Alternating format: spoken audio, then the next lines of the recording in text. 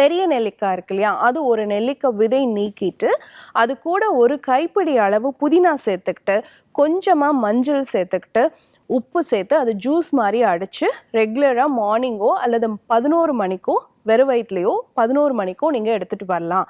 அந்த ஜூஸ் எடுக்கும் பொழுது நெல்லிக்காய் விட்டமின் சி நோய் தொற்று கிருமிகள் இன்ஃபெக்ஷன் வராமல் தடுக்கும்.